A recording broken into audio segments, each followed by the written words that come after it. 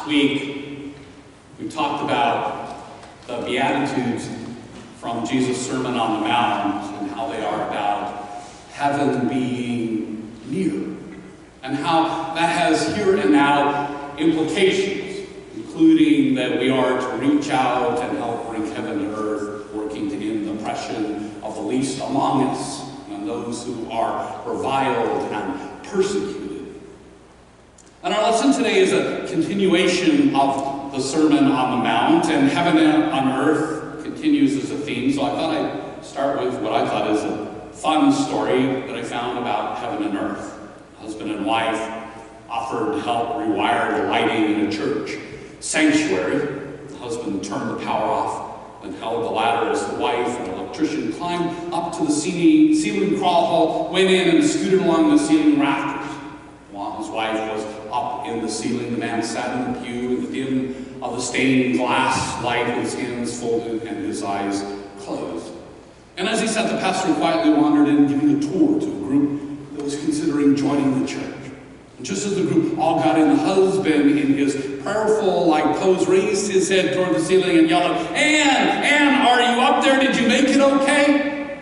The new member of class was startled to hear a disembodied voice breaking from above. Yes, I made it up here just fine. Class quickly scurried out, and all of them joined the church next Sunday. Heaven may not be on earth like that new member class thought they'd experienced, but Jesus does teach that heaven is near, at least as near as a church ceiling. He taught we need to act in ways that help heaven break in from above on earth, so it's not just near, but it's present and here. And last week when we talked about the Beatitudes, I mentioned that they are part of Jesus' efforts to reverse the ways of the world, which elevates some over others to the point that some of the others are made outcasts and expendables.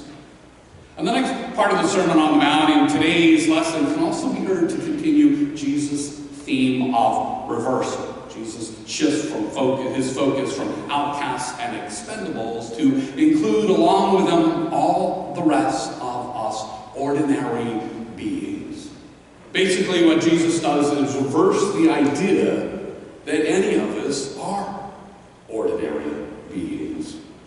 Earthly power and earthly realms may treat those of us who are non-elite as such, but heavenly power and God's realm in no way considers any of us ordinary. We may not matter much to earthly powers, but to God, we are extraordinary. But we resist that truth. We have it so drummed in our heads by the culture and circumstances that we are ordinary, that we buy into it. We may even think that walking humbly with our God requires us to surrender a sense that we are more than ordinary. But that's not so. At least as long as we do it without thinking that it means we are superior to others. I picked Psalm 8 to read as the invocation this morning because it makes it so clear that we are extraordinary. It's right there in the Bible. Addressing God, the psalmist asks, who are we that you should care for us? And the answer given is that the Creator divinely made us barely less than God and crowned us with glory and honor. Later in the Psalm 139 has a lovely song to God that starts out, Yahweh, you've searched me and you know me. And then the Psalm describes how in all of our existence, God is there with us from birth to death and every time in between. And that Psalm 139, has these lovely lines that show we matter so much that God endeavors to be in our company in all places and all times. Where could I run from your spirit? Or could I flee from your presence? If I go up to heaven, you're there. If I make my bed in death, you are already there. I could fly away with wings made of dawn, or I make my home on the far side of the sea, but even there, your hand will guide me, your mighty hand, holding me fast. The Creator of all that is and and ever was, is with us always. That is extraordinary. We are extraordinary. God's care for each of us proves itself. The dictionary definition of the word extraordinary includes the meaning very unusual and special. People, you and me and every other person, are one of a kind, like the beautiful snowflakes that came from heaven this week. We are, all of us, unusual in that regard. And I know a lot of you might agree that you are unusual, and maybe all of you would agree that I am. But most of us balk at the notion we are special. But we are also, every one of us, special. Each human being has unique gifts and talents and perspectives and life experiences. We have survived ups and downs and made people laugh and cry, and we have helped them and loved them. We can. And we have moved people with things like song and dance, music, writings, words, hugs, touch, and kindnesses. We are special for all of those reasons and every other thing that makes us, us. And there's one more thing, and this is critically important. We are loved far and wide. Our well-being is desired by many people, family and friends for sure, but also teachers and preachers and people in the pews, even most everybody we have a casual connection with in life. Our doctors, nurses, dentists, cashiers, servers, cooks, mechanics, and librarians desire our well-being. And the list goes on and on and on. There are those who may not desire our well-being, but most people actually really do. And desiring others' well-being, that's the definition of love. And our well-being is not just desired by other people or even our pets. Our well-being is amazingly desired by most of creation, which longs to aid us and drives us to not just survive, but thrive. The maker of all that is, the Creator, God, loves us too, not just now and then, but always. The Bible repeatedly tells us God's love is steadfast, and it endures forever. The very God of all creation loves you, me, everyone. And what all this means is virtually all of existence loves us. We matter. You matter. I matter. Everyone matters. We are special in our own unique existence and to almost all that exists in the here and now. And Jesus can be heard to be telling us that in our lesson with his wonderful words that echo through time. But if we stop and think about it, we can sense it in our heart and our brain that we matter and our well-being is desired. That sense is the presence of Christ, God incarnate within us. And what gets in the way of our embracing the truth of all this we matter and are loved and worthy of well-being stuff is earthly powers and earthly realms, assertions and teachings throughout our lives that tend to lift only the elite up as the spice of life, that lift only the elite up as lights in the world. We let a few voices and the cultural norms that they set overwhelm the Word of God. And it's not just Jesus who teaches we matter. The Bible starts off with telling us in Genesis that God declares humans goodly made, and God put divine breath in each of us, that each of us, male and female, are made in God's image. Tragically, earthly powers' ways convince us otherwise. They talk us out of the divine truth that we are extraordinary and that we matter much. And consequently, instead of appreciating our worth, we tend to find extraordinary and worthy only a few in power. We do not consider ourselves salt of the earth. We do not consider ourselves the light of the world. But if Jesus is to be believed, we are And it's not that the elites aren't, but that we are too. In New Testament times, the same thing was going on. Man's empire claimed the people not of their elite ilk were not spicy enough, were not the salt of the earth.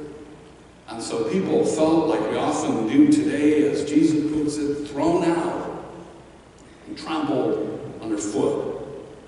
Man's empire claimed people not of their ilk were not bright lights and trying to hide the lights of non-elites. Jesus comes along and he tells everyday Joes and Jays back then and forever the truth that they are each of them extraordinary. You are the salt of the earth, Jesus declares. You are the light of the world, Jesus proclaims.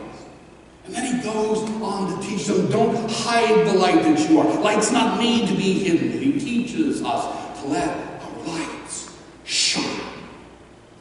And it's not just for us that we shine, but to help others find out that they are extraordinary too, that they are loved, and that they matter. That is the good news followers of Jesus are supposed to spread and act out to the ends of the earth. Jesus didn't treat anyone, not so, as ordinary. He treated everyone as extraordinary, all as goodly made, all as full of the breath of God, all as made in the image of God, all as worthy of love. Since Jesus started his ministry 2,000 years ago, right up to today, he has claimed as worthy every leper, prostitute, and tax collector, every poor, hungry, sick, and alien person, every child, woman, and man, every Gentile and Jew, every outcast, even expendables and non-expendable persons. And yes, even you. In the words of the hymn most of us grew up with, Jesus loves all the children of the world, red, brown, yellow, black, and white. They are precious in his sight. Jesus loves the little children of the world. He loves all adults of the world too, because every person is loved as a child of God, just as they are. As our banner for the past month out front puts it, God's love has no strings attached. No strings attached. It's a paraphrase of the biblical declaration that God's love is steadfast and that it endures forever.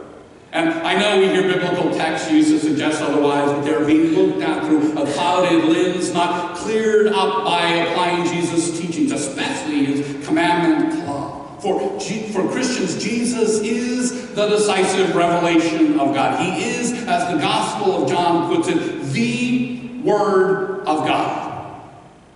The end of the lesson today affirms that idea with a slightly different spin, declaring Jesus as the fulfillment of the law. As the decisive revelation of God, Jesus becomes our interpretive key. Feasting on the Word commentary for today puts it like this. As Jesus declares, he has not come to abolish the law of the prophets. He claims his place in God's history of the liberation and covenant with God's chosen people. But he does so without dismissing the tradition or breaking the covenant, thus fulfilling rather than abolishing the law and the prophets. It is in an important sense, Jesus himself is the hermeneutical key for interpreting the law and the prophets in line with God's will for the present time until the end of time.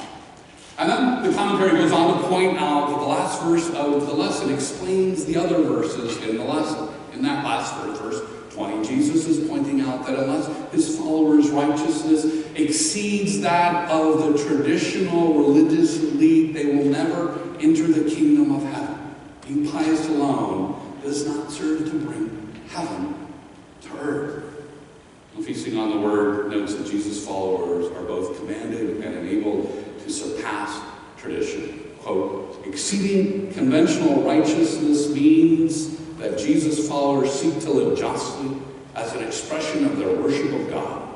They have been blessed and are passionate about being participants in God's vision of the world.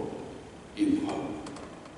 In other words, Christians are supposed to help heaven break in so that God's empire reigns. The good news is, as we heard Jesus declare in in his Sermon on the Mount, we are the salt of the earth. We are the light of the world. We are extraordinary. We are so loved and so well thought of by God that we are not just loved, but called by God to help God's empire come into earth. When we all get that and answer the call, nothing short of heaven itself breaks in. Everyone in existence matters, but just the way they are. The arc of all that is bends towards each of their well-being. Every person is loved and matters much. Please leave here today understanding that includes you.